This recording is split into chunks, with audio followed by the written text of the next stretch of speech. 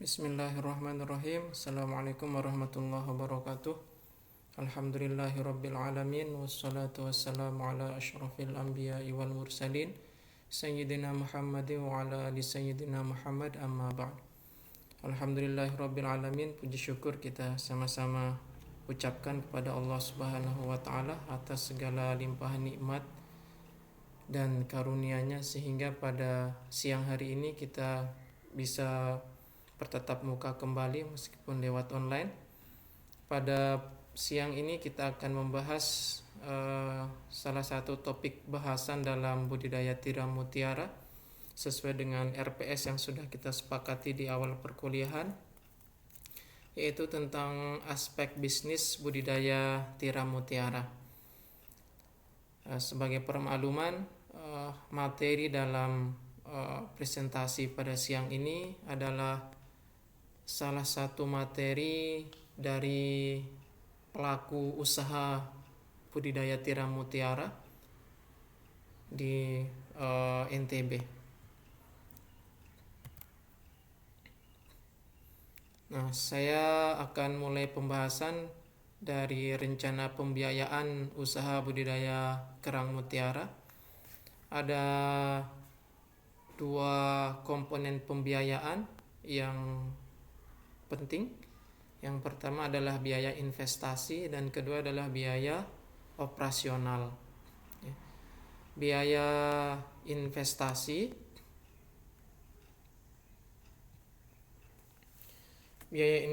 ini ada beberapa komponen. Pertama, investasi untuk base camp, ini untuk bangunan. Yang kedua, investasi untuk kantor. Yang ketiga, investasi untuk peralatan umum. Yang keempat, untuk peralatan habis pakai. Yang kelima, untuk peralatan tahan lama. Terus sarana transportasi darat. Kemudian investasi untuk bibit mutiaranya. Dan terakhir untuk biaya pembangunan laboratorium. Sekali lagi, karena ini berasal angka-angka yang tertera di slide ini berasal dari salah satu investor, maka ini adalah angka yang mendekati real, mendekati kenyataannya, dan ini aspek bisnis skala besar dalam jangka waktu perkiraan 2-5 tahun, sehingga kita berbicara bisnis dalam skala besar terlebih dahulu. Nah, untuk biaya investasi untuk pembangunan base camp ini 385.500.000. Perkiraan ini atau analisa ini dilakukan di tahun 2000, kalau saya tidak salah ingat, di tahun 2008-2009 ya. Jadi 11 tahun yang lalu. Ya, mungkin tahun 2020 biaya-biaya ini angka-angka ini bisa berubah. Namun total besarannya mungkin tidak akan jauh berbeda persentasenya. Nah, di tahun 2008-2009 diestimasikan pembangunan base camp memakan biaya 385.500.000. Terus pembangunan kantor ini 70 juta. Terus pengadaan peralatan umum 65 juta.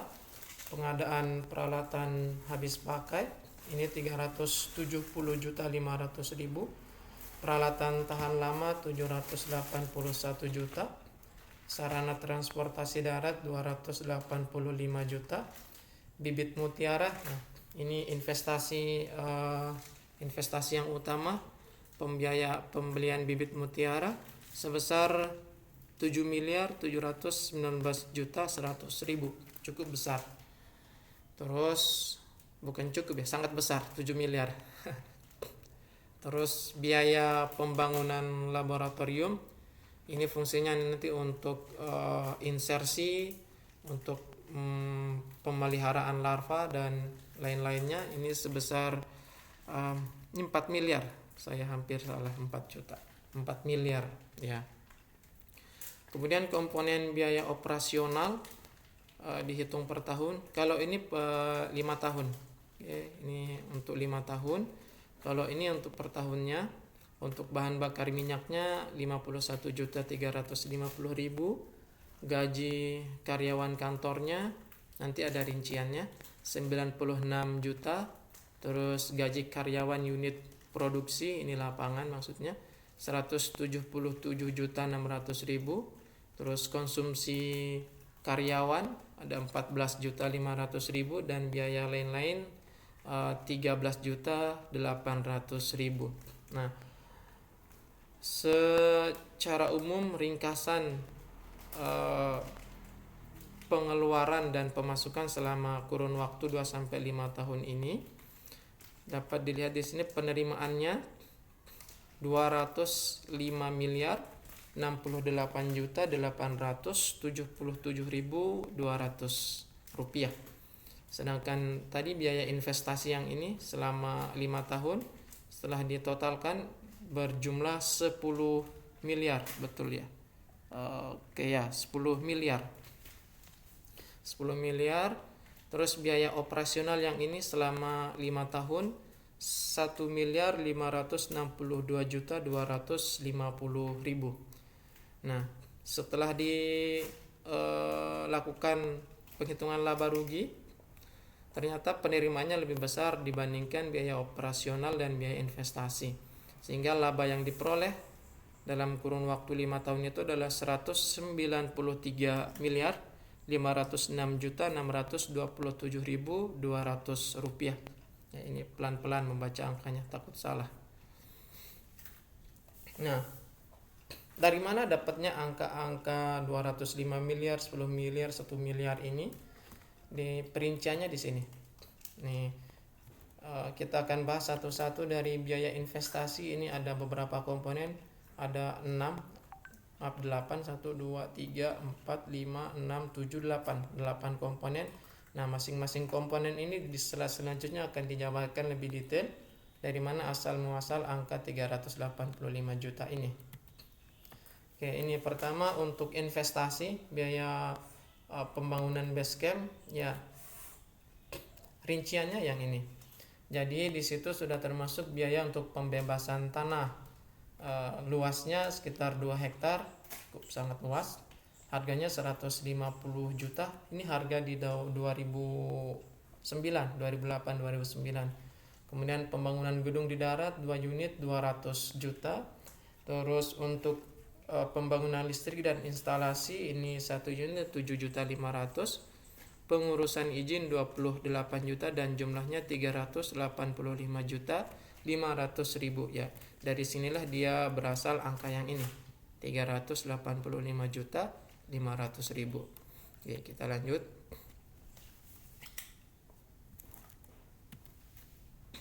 Untuk pembangunan kantor,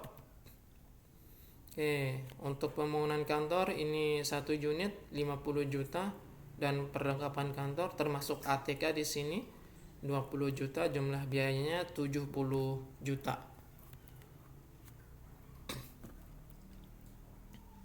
Untuk pengadaan peralatan umum termasuk di sini adalah mekaniknya, terus bahan bakar minyaknya itu 10 juta, untuk keperluan dapur dan perlengkapannya 5 juta, dan perlengkapan base camp ini 50 juta. Jumlahnya 65 juta untuk pengadaan peralatan umum. Kemudian peralatan habis pakai, yang termasuk peralatan habis pakai ini adalah keranjang, keranjang untuk menempatkan larva atau benihnya, benih tiram mutiaranya. Ini 110 juta. Pocket ini alat yang dipakai untuk membesarkan tiram mutiara di tengah laut. Ini 40.400.000. Kemudian waring, ini sejenis jaring, ini 16 juta. Pisau, ini pisau untuk pembedahan. Pisau sama untuk insersi ini 2.600.000. Kemudian kaos tangan ini untuk perlindungan diri 13.500.000, sehingga jumlah bahan penunjang dan pemeliharaannya 370.500.000. Untuk peralatan tahan lama yang termasuk di sini adalah mulai dari rakit, rumah apung, ponton, ini semuanya keperluan untuk di laut. Sampai mesin diesel 100 PK totalnya 781 juta. Kemudian sarana transportasi darat, ya ini mobil operasional, mobil pick up, mobil kijang, sepeda motor. Ini totalnya 285 juta rupiah. Nah, ini untuk investasi yang utama untuk pembelian bibit mutiaranya. Untuk bibit ukuran 2 cm sejumlah 171.400, harganya 15.000, nilainya 2.571 juta.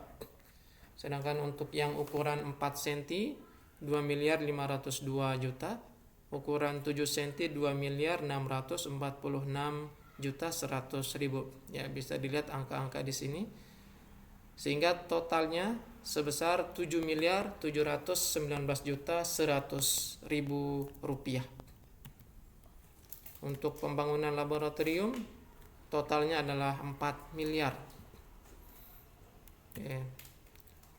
Nah, ini untuk biaya operasional per tahunnya. Ini untuk BBM-nya, rinciannya seperti ini, ada premium, solar, oli 2 tak, oli B40, totalnya adalah 51.350.000. Kemudian untuk gaji karyawan kantor, mulai dari manajer, terus bagian keuangan, kasir, sampai ke juru masak sudah masuk di sini. Ini totalnya 6 juta. Kemudian untuk gaji karyawan unit produksi, ya ini tenaga ahli, terus koordinator, sampai ke operasi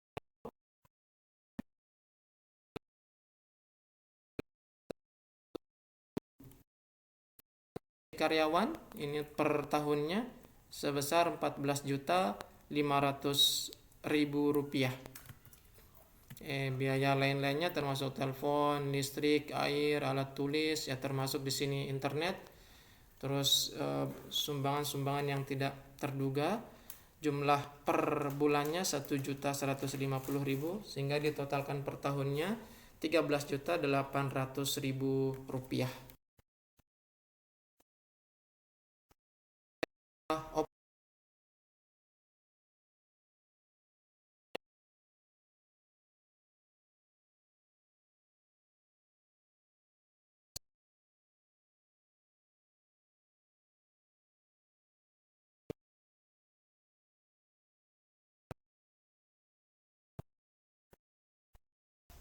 Tabel ini memperlihatkan dari mana sumber pendapatan dari budidaya tiram mutiara. Ceritanya mulai dari sini. Tadi sudah membeli bibit tiram mutiara yang ukurannya 7 cm sebanyak 56.300 ekor. Ini di tahun pertama. Beli, kemudian dipelihara, kemudian masuk di bulan keempat setelah pemeliharaan, tentunya di laut, ini dilakukan penyuntikan atau insersi. Bibit yang disuntik ini jumlahnya 56.300 ekor. Kemudian dari 56.000 ini tidak semuanya berisi kerang mutiara, tidak semuanya berisi mutiara. Ada yang gagal penyuntikan mungkin karena stres dan lain-lain, sehingga yang bisa berisi mutiara hanya 75%. 75% kali 56.300 ekor, jumlahnya adalah 42.225 ekor. Kemudian ada yang mati, hilang selama perawatan, ini sebesar 20%, hingga yang hilang atau mati ini 8.445 ekor. Itu adalah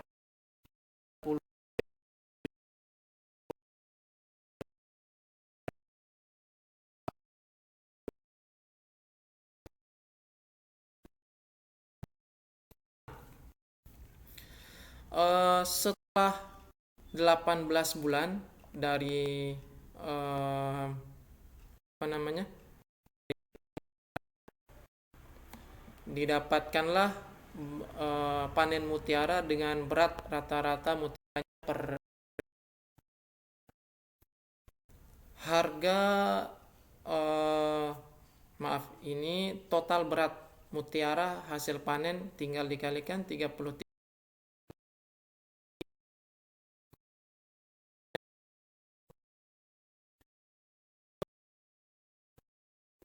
mutiara yang dipanen. Harga mutiara per gram di tahun 2008-2009 ini 55 US dollar. Ini kelas ekspor berarti 55 US dollar. Sehingga nilai jual hasil panen 67.560, angka yang ini dikalikan 55.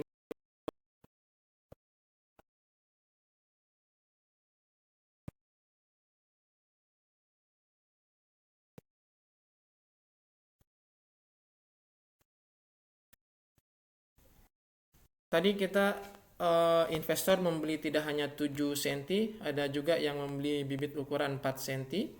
Kalau yang 4 cm jumlahnya ini yang dibeli 83.400 ekor. Perinciannya seperti penjabaran yang tadi.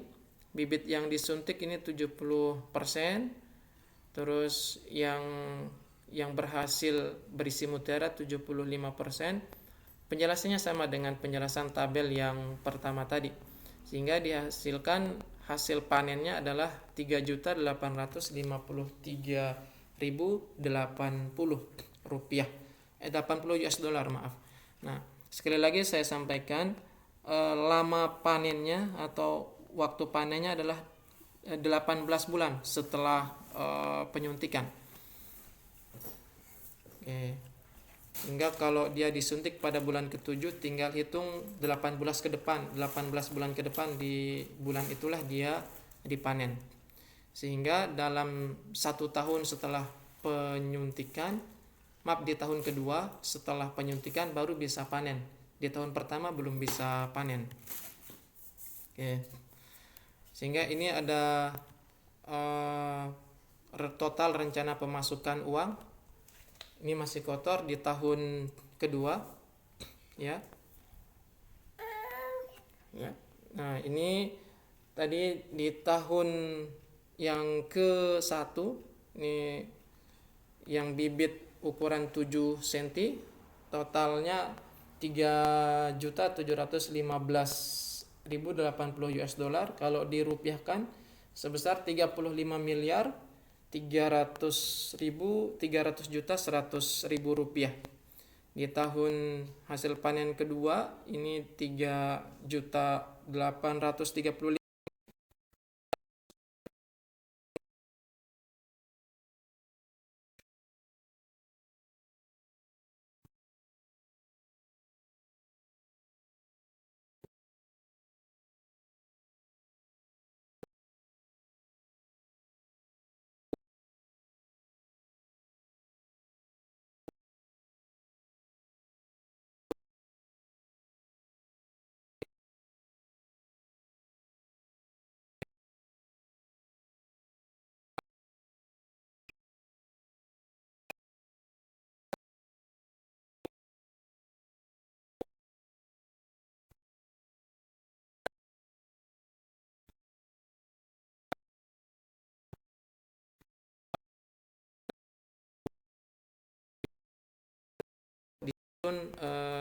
Rencana pemasukan uang ini. Sehingga angka-angka yang tadi di atas tuh, slide-slide yang pertama itu adalah angka-angka yang harganya di tahun 2004 sampai 2006. Oke. Nah, ini yang bibit ukuran 2 cm. Penjelasannya sama dengan yang tadi, cuman yang berbeda adalah jumlah yang disuntik, persentase jumlah yang disuntik ini yang berbeda. Penjelasannya sama sampai ke nilai jual hasil panennya sebesar 7.353.060 US dollar. Nah, kemudian yang bibit ukuran 7 cm ini setelah mencapai bulan ke-18, dia kemudian disuntik kembali disuntik kembali, bisa digunakan kembali. Namun yang disuntik hanya 70% dari 33.780 ekor. Sekali lagi, ini bibit yang ukuran 7 cm disuntik kembali, sehingga dapatlah keuntungan sebesar 1.690.689 US dollar. Ini pemasukan dengan menggunakan kerang ekspanen yang ukuran 7 cm. Ini disuntik kembali. Begitu pula dengan yang ukuran 4 cm dapat ke pemasukan 1.627.926,3 US dollar. Artinya dengan bibit yang sama bisa mendapatkan keuntungan dua kali. Yang ukuran 2 cm juga sama disuntik kembali, namun ada keterangannya di sini. Panen suntik dilakukan pada bulan ke-18 dari siput ukuran 2 cm. Ya. Nah, kalau rekapitulasi rencana pemasukan selama 3 tahun, ini di tahun kedua, tahun pertama itu kan hanya disuntik saja yang bibit 7, 4, sama 2. Panennya nanti di tahun kedua, 18 bulan ke depan, sehingga di sini panen tahun kedua. Panen tahun pertama tidak ada yang panen, hanya pemeliharaan saja. 1 tahun 2 kali panen, karena ada yang disuntik lebih awal dan ada yang lebih akhir, sehingga panennya 2 kali dalam 1 tahun di tahun kedua. Total pemasukan di tahun kedua 71 miliar 904.360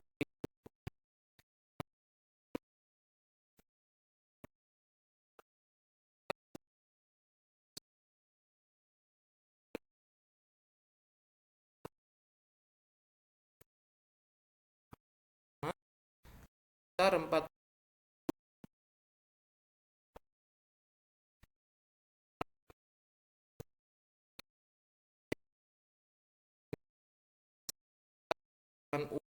kotor, belum dikurangi dengan biaya-biaya investasi dan biaya operasional dalam kurun waktu 3 tahun. Sehingga totalnya bisa dihitung, hasil panen tahun kedua ditambah tahun ketiga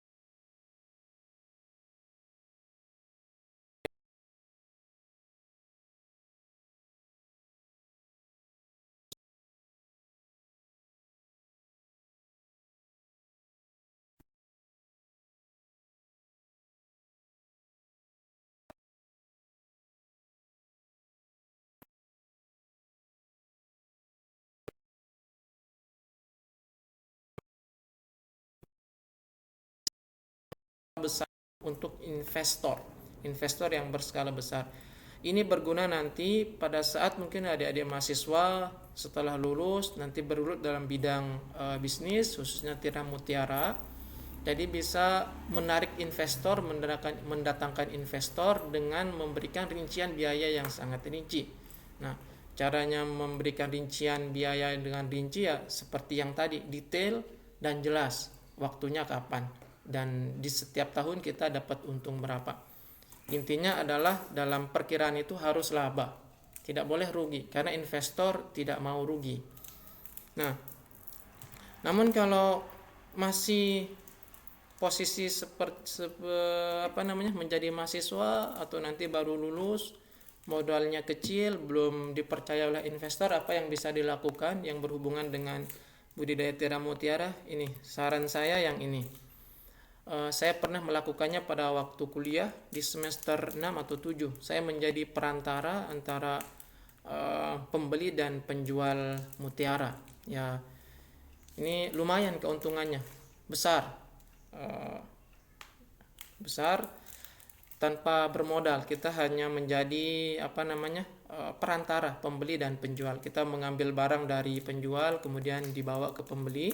Nanti keuntungannya kita ambil, modalnya kita berikan ke penjual. Nah, ini yang bisa dilakukan. Kemudian pada masa sekarang ini sedang tren ini bisnis online. Nah, adik-adik mahasiswa bisa bergelut dalam bisnis online, dalam jual beli mutiara. Silakan dibuka toko secara online di Tokopedia, Bukalapak, Shopee dan lain-lain. Silakan jual mutiara yang dari Lombok ke seluruh dunia. Bisa hanya bermodalkan kuota internet dan bermodalkan foto. Oke. Nah, mengapa kita perlu membawa pengetahuan biologi ke dalam aspek bisnis? Karena kita harus melatih jiwa bisnis sejak dini. Kita tahu Rasulullah Shallallahu Alaihi Wasallam adalah seorang pebisnis atau pedagang antar negara yang sukses. Kalau bahasa sekarang beliau adalah eksportir kelas dunia. Rasulullah Shallallahu Alaihi Wasallam. Jadi patutlah kita mencontoh beliau menjadi seorang pebisnis. Nah, dalam aspek budidaya tiram mutiara tidak hanya ilmunya yang dipelajari, namun bawalah dia ke dalam aspek bisnis supaya bisa bermanfaat lebih luas bagi masyarakat. Dan kalau menjadi pebisnis, jadilah pebisnis yang edukatif, jadilah pebisnis dengan inovasi dan kreasi yang luar biasa. Baik, itu yang bisa saya sampaikan. Sekian dari saya. Assalamualaikum warahmatullahi wabarakatuh.